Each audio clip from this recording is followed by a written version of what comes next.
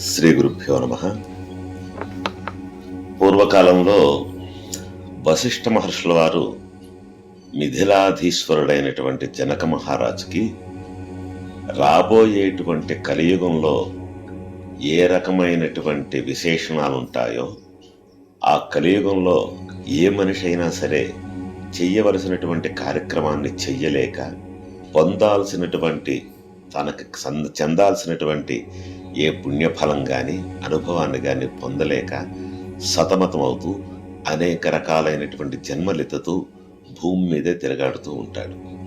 ఓ జనక మహారాజా, కార్తీక మాసం అనేటువంటి ఒక మాసంలో చేసేటువంటి పుణ్యఫలం ఏ విధంగా ఉంటుంది, ఆ మాసం తాలూకా మహత్యాన్ని, ఆ మాసం తాలూకా విశేషణాన్ని మనం ప్రతిరోజు కూడా, అంటే 30 రోజులు ఉండేటువంటి పాడ్యం నుంచి అమావాస్య వరకు ఉండేటువంటి కార్తీక మాసంలో ఆ శివుని తాలూకా పరమేశ్వరుని యొక్క అనుగ్రహం ఏ విధంగా లభిస్తుంది, ఆ మాసంలో ఎంతకెంత ఫలితం ఉంటుంది అనేటువంటి విశేషణాలని మనం తెలుసుకుందాం. నువ్వు కూడా అడిగావు, కార్తీక మాసం అంటే ఏమిటి, దాని తాలూకా విశేషణాన్ని తెలియజేయమని చెప్పావు, కాబట్టి జాగ్రత్తగా విన్నాయినా అని చెప్పని ఈ విధంగా కార్తీక మాసంలో ఉదయం లేచిన దగ్గర నుంచి ఏ రకంగా ఏ విధంగా ఉంటే ఏ విధంగా ఉంటుంది అనేటువంటి విశేషణాన్ని వశిష్ఠ మహర్షుల వారు ఈ జనక మహారాజుకు తెలియజేస్తున్నారు. ఏ మానవుడైనప్పటికీ, ఏ వయసు వాడైనప్పటికీ ఉచ్ఛ నీచ అనే భేదం లేకుండా కార్తీక మాసంలో సూర్య భగవానుడు తులారాశి అందుండగా వేకువజామనే, అంటే సూర్యోదయ పూర్వమే లేచి కాలకృత్యాలు తీర్చుకొని స్నానమాచరించి తనకు తోచిన విధంగా దానాన్ని గాని ధర్మాన్ని గాని చేసి దేవతల యొక్క తన ఇష్టదైవం తాలూకా పూజలు చేస్తే దాని వలన అగణిత పుణ్యఫలము లభిస్తుంది. కార్తీక మాసం ప్రారంభం నుండి ఈ విధంగా చేస్తూ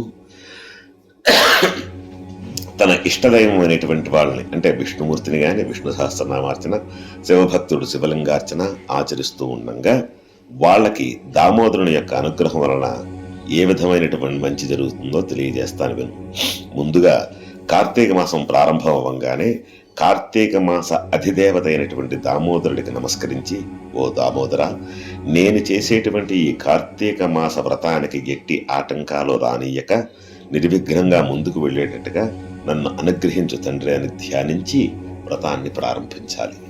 అదేవిధంగా ఓ జనక మహారాజా, ఈ వ్రతమాచరించేటువంటి రోజులలో సూర్యోదయానికి పూర్వమే ఇందాక చెప్పినట్టుగా లేచి కాలకృత్యాలు నెరవేర్చుకొని నదికి తీరంలో ఉండేవాడు నదికి వెళ్ళి స్నానం ఆచరించి, లేదా చెరువులో కానీ, లేదా తన ఇంట్లో ఉన్నటువంటి బావిలో కానీ స్నానం ఆచరించి శ్రీమన్నారాయణుడికి, పరమేశ్వరుడికి, భైరవుడికి, అంటే భైరవుడు అంటే కాలభైరవుడికి నమస్కరించుకొని సంకల్పం చెప్పుకొని తను ఏ ఏ ప్రాంతంలో ఉంటాడో దేశకాలో సంకీర్త్య, ఆ దేశాన్ని బట్టి కాలాన్ని బట్టి సంకల్పం చెప్పుకొని సూర్య భగవానుల వారికి అర్ఘ్యప్రదానము చేసి పితృదేవతలకు నమస్కరించుకొని ఈ విధంగా వాళ్లకు తోచిన విధంగా తర్పణాలు చేసి కార్తీక మాసంలో ఈ విధంగా పుణ్యనదులైనటువంటి గోదావరి గాని, గంగ గాని, కృష్ణ గాని, కావేరి గాని, తుంగభద్ర గాని జీవనదుల్లో ఏ ఒక్క రోజైనా స్నానం ఆచరించిన ఎడల గొప్ప ఫలాన్ని, పుణ్యాన్ని పొందుతాడు. అదేవిధంగా మహావిష్ణువు ప్రీతికరమైనటువంటి పుష్పాలను తానే స్వయంగా కోసి తెచ్చి నిత్య ధూపదీప నైవేద్యాలతో భగవంతుని యొక్క పూజ చేసుకొని గంధాన్ని తీసి భగవంతునికి సమర్పించి, గంధం తీయడం అంటే కలియుగంలో ఇప్పుడు గంధపు డబ్బా తీసుకొచ్చి దాంట్లో నీళ్లు కలుపుతారు, అలా కాదు. గంధపు చెక్క తీసుకొచ్చి దాన్ని అరగదీసి దాన్ని భగవంతుడికి సమర్పించి తాను కూడా బొట్టు పెట్టుకొని, ఎవరైనా ఇంటికి ఈ సమయంలో కార్తీక మాసంలో వచ్చినట్లయితే ఆ అతిథుల్ని, అభ్యాగతుల్ని పూజించి వారికి కూడా తన ఇంట్లో ప్రసాదాన్ని ఇచ్చి తన ఇంటి వద్ద కానీ, దేవాలయంలో కానీ, లేదా రావి చెట్టు మొదట కానీ కూర్చొని కార్తీక మాసంలో వచ్చేటువంటి ఆ పరమేశ్వరుని యొక్క సోమవార వ్రత మహిమను కానీ, పురాణాన్ని కానీ చదువుకోవాలి. ఈ విధంగా ఆ రోజల్లా చేసిన తర్వాత సాయంకాల సమయంలో సంధ్యావందన కార్యక్రమాలు వారి యొక్క వృత్తిని అనుసరించి, వారి యొక్క పద్ధతిని అనుసరించి శివాలయంలో కానీ, విష్ణువాలయంలో గాని, తులసి కోట వద్ద గాని ఎక్కడైనా సరే ఒక దీపారాధన చేసి శక్తిని బట్టి కాస్త బెల్లం గాని ఏదో ఒకటి నైవేద్యం తయారు చేయించి స్వామివారికి సమర్పించి ఎవరికైనా పెట్టాలి. ఎవరూ దొరక్కపోతే అక్కడుండేటువంటి ఆ చీమలు అలాంటి వాటికైనా ఆ యొక్క ప్రసాదాన్ని అక్కడ ఉంచి తాను భుజించాలి. ఆ తర్వాత మర్నాడు అంటే కార్తీక మాసంలో ఏ రోజైతే నువ్వు ఈ విధంగా చేస్తావో ఒకరోజు అలా చేసి మర్నాడు హ్యాపీగా మృష్టాన్నంతో భూత తృప్తి చేయాలంటే నలుగురు మిత్రులను కానీ తెలిసిన వాళ్ళని కానీ ఇంటికి పిలిచి వారికి గెట్ టుగెదర్ లాగా ఇప్పుడు అనుకునేటట్టుగా భోజన కార్యక్రమాలు ఆచరించి వాళ్ళకి సంతృప్తిగా పెట్టి తాను కూడా ఆ తర్వాత ఈ యొక్క భోజన కార్యక్రమాలు చెయ్యాలి. ఈ విధంగా చేసినటువంటి దాన్ని వ్రతము అంటారు. ఈ విధంగా వ్రతమాచరించినటువంటి స్త్రీలు గాని పురుషులు గాని పూర్వమందు ప్రస్తుత జన్మమందు చేసినటువంటి పాపాలు పోయి మోక్షానికి అర్హులవుతారు. ఈ వ్రతం చేయడానికి అవకాశం లేకపోతే అలాంటి వాళ్ళు వ్రతం చేసిన వాళ్ళకి నమస్కరించినా సరే వాళ్ళకి తత్సమాన ఫలం దక్కుతుంది.